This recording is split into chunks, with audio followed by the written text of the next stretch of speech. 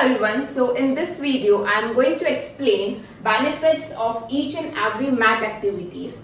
So I have already uploaded one more video on mat activities in which I have explained all the mat exercises sequence wise and also what exercises you can give in mat activities. So if you haven't watched that video, then please go and watch it out, but after watching this video completely. So now let's start this video. So first I will explain you about rolling. So I guess you all know that rolling can be performed from supine to prone line or prone to supine line or supine to side line. So the benefit of rolling is, first is nursing procedure. So nursing procedure means when we roll the patient from supine to side line, then it becomes easy for the nurse to make the bed of the patient. In this way, rolling is helpful. Next is to prevent pressure sores. So basically, pressure sores are when patient is lying on bed for extended period of time, then it results in breakdown of the skin of the patient that leads to pressure sore. So it is advisable that we should change the position of the patient every 2 hours. So after every 2 hours, we should roll the patient. We should change the position of the patient from supine to prone line or supine to side line in order to avoid pressure sores. So now next is strengthening. So when we do rolling, it also strengthens the trunk muscles of the patient. And to increase that strength, we can also provide resistance. When patient is rolling from supine to prone line, then we can provide resistance to that rolling in order to increase the strength of the patient. So next benefit of rolling is it helps in mobilizing joints. So if you have already watched my previous video on mat exercises, then you already know that when we roll a patient from supine to prone or prone to supine line, then we mobilizes each and every joint of patient. Whether it is head, scapula, shoulder, hip, we mobilize these joints in order to roll the patient. Like for example, if I am rolling patient from supine to prone line, then my head will be flexed and rotated towards that side. My hands will be also flexed and adducted. So in this way, my all joints are being mobilized when I am performing rolling. So in this way, rolling also helps in mobilizing our joints. Next benefit is normalizing tone. Now this is important. So suppose if a patient has very high tone in his muscles, hypertonia, like for example in Parkinson patients, they have very high tone in their muscles, then we can decrease his tone with the help of rolling. For example, we roll the patient from supine to side line, perform slow rolling movements in forward and backward direction. So this will help in normalizing the tone of that patient. Now the last benefit of rolling is a sense of independence. So when the patient starts performing rolling independently, then it gives a sense of motivation to the patient, because now he thinks now he can perform some movements, some bad mobility on his own. So it gives a sense of motivation to the patient and he can perform rolling whenever he desires. So it also gives a sense of freedom to the patient. So now we will talk about prone on elbow position. So this is the position, prone on elbow. So the first benefit is it increases the stability. So if you look at this position, his head, neck, shoulder and upper trunk. I am not talking about the lower trunk. His upper trunk are against gravity. So we need control to maintain our position against gravity, right? So it increases the stability of all these joints. It increases the stability of head, neck, shoulder and upper trunk. So for example, suppose if a patient does not have head control, like for example in CP patient, cerebral palsy patient, so we can teach them prone on elbow to achieve head control.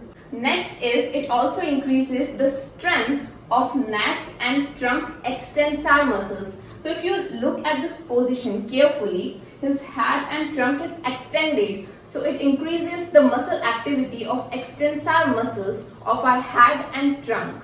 And we can also increase the strength of these muscles by giving resistance. So when patient is adopting this position, he's extending his trunk, we can provide resistance in a downward direction to increase the strength of these muscles. So the next benefit is weight bearing. If you look at this position, there is weight bearing on elbow and shoulder joint. So due to weight bearing, due to approximation, due to pressure on these joints, it increases the proprioceptive activity, that is joint receptor activity, and it also activates the surrounding muscles of the shoulder and elbow joint, and it also helps in stability of those joints. Now the next benefit is it increases the range of motion of hip extension. So if you look at this position, it is stretching the hip flexor muscles, that is iliopsoas muscles. And you all know that if we will stretch iliopsoas muscles, it will in turn increase the range of motion of hip extension. So this position increases the range of motion of hip extension. Now next is quadruped position. So this is one of my favorite position because it has many benefits. So this is the quadruped position. So the first is it increases the stability. So if you look at this position carefully, head, neck, upper trunk, lower trunk as well as shoulder and hip joints are against gravity. And you all know to maintain against gravity position, we need control, right? So it increases the stability or control of all these regions. And to further increase the stability, we can give perturbations. Perturbations are basically push. We can push the patient to increase the instability, and we can tell the patient to maintain his position. So in this way, he can increase his stability. Next is it increases the strength of our core muscles and muscles of our shoulder joint, elbow joint and hip joint. So we can add so many exercises to increase the strength of these muscles, like for example, alternate hip and arm extensions, or we can add weight shifting or cat and camel exercises to further increase the strength of these muscles. Now next is weight bearing. So if you look at this position carefully, there is weight bearing, that there is pressure on shoulder joint, elbow joint and hip joint. So due to this pressure, due to this approximation, the joint receptors of these areas are being stimulated, and it also helps in co-activation of agonist and antagonist muscles simultaneously, and it helps in increasing the postural stability. Now next is it helps in decreasing abnormal tone. Now I want you to listen it carefully because this is important. So after stroke, patient become hemiplegic. That is, his one side of the body get affected. His upper limb goes in flexor synergy and his lower limb goes in extensor synergy. So to break this pattern, we teach patient quadruped position. So let me tell you how. Upper limb is in flexor synergy. So in quadruped position, the elbow is in extended position, so it is breaking that flexor synergy. So the lower limbs are in extensor synergy, that means knees are extended. So to break that synergy, in quadruped position, knees are flexed. So in upper limb flexor synergy is being broken, and in lower limb extensor synergy is being broken with the help of quadruped position. So you can see how important it is in stroke patients. And the last is it increases the range of motion of elbow, wrist and fingers extensor muscles. So you can see in this position that our forearm, flexors and biceps are being stretched in this position. So that's why it is increasing the extensibility of wrist, elbow and hand extensor muscles. So the next mat activity is sitting. So it increases the stability of head, neck, shoulder, upper and lower trunk, because all these regions are against gravity. Next is weight bearing on extended upper extremity. So if patient is supporting his upper extremity to sit in long sitting, then his upper extremity, his shoulder and elbow joint are in weight bearing positions. So there is approximation of elbow and shoulder joint, and that helps in co-activation of muscles and increasing the joint receptor activities, which I have already told you in the previous positions. So next is it increases the functional skills, that is the ADL activities of the patient, activities of daily living. Like for example, patient can easily perform reaching activities in sitting position. He can also perform dressing in sitting position easily. So it helps in increasing the ADL activities of the patient. Next is it increases the balance reactions. Now let me tell you how it increases the balance reactions. So for example, the patient is in sitting position and we give perturbations to the patient. That means push to the patient. So when we will give push to the patient, the patient will again come back to its original position, and this is known as righting reflex. So it increases the balance reaction of the patient. The next position is bridging. So the benefits of bridging are, first is it relieves pressure on back. So I guess you all know that this is the position of bridging, and we achieve this position by lifting our buttocks. So when we lift our buttocks, it relieves the pressure on the back. And I guess some of you know that sacral area is the most susceptible area for pressure source. So if a patient lie on bed for extended period of time, then it can lead to pressure source on sacral area. So bridging can help to relieve pressure on back and thus preventing pressure source over the sacral area. Next is bed making and dressing. So again, bridging also helps in bed making and it also helps in dressing of the patient. Next is strengthening. So bridging is very good exercise for strengthening our lower limb muscles, like for example hamstring muscles, gluteus maximus muscles, and also our trunk muscles. And we can also add different exercises to increase the strength of our muscles, like for example single leg bridging or weight shifting. First, patient will shift his weight on one limb and then shift his weight to the other limb. So weight shifting exercises can be added. Next is bridging also increases the stability of trunk muscles and lower limb muscles. Next benefit of bridging is weight bearing. So as you can see in this position, when we perform bridging, it causes weight bearing on our feet and ankle joints. And because of this, it increases the activity of proprioceptive receptors, that is joint receptors.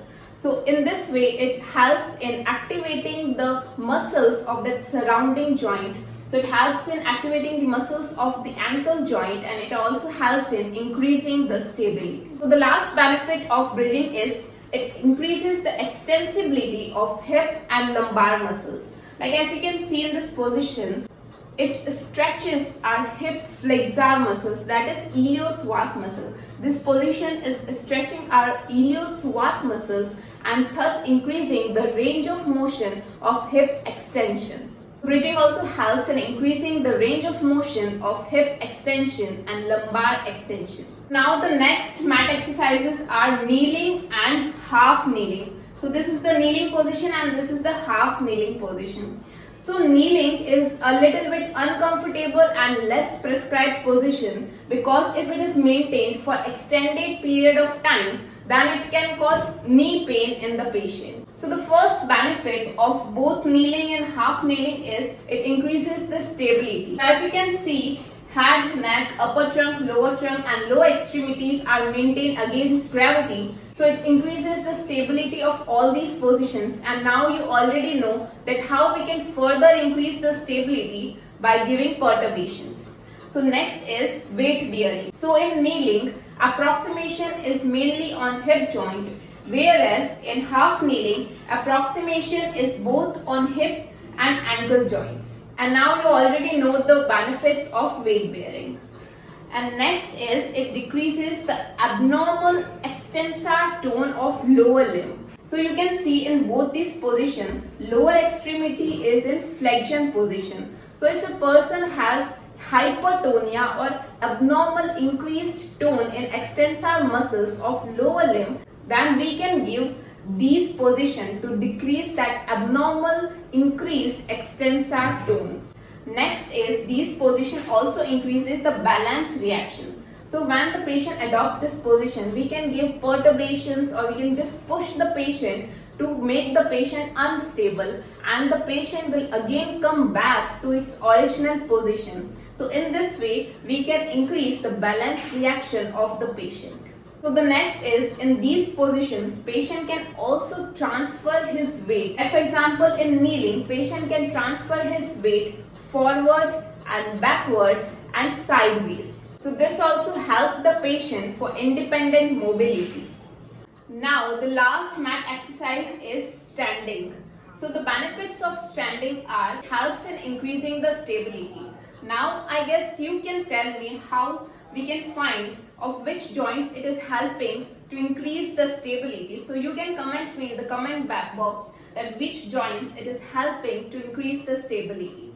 So the next is weight bearing. So this position is helping in weight bearing of hip, knee and ankle joint. Now next is balance reactions. So it is also helping to increase the balance of the patient.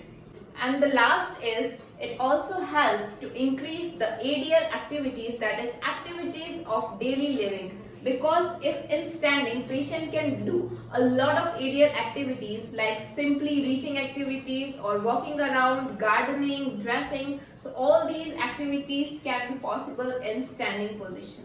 So I hope it makes sense to you all, and if you like my video, then please like, share and subscribe to my YouTube channel.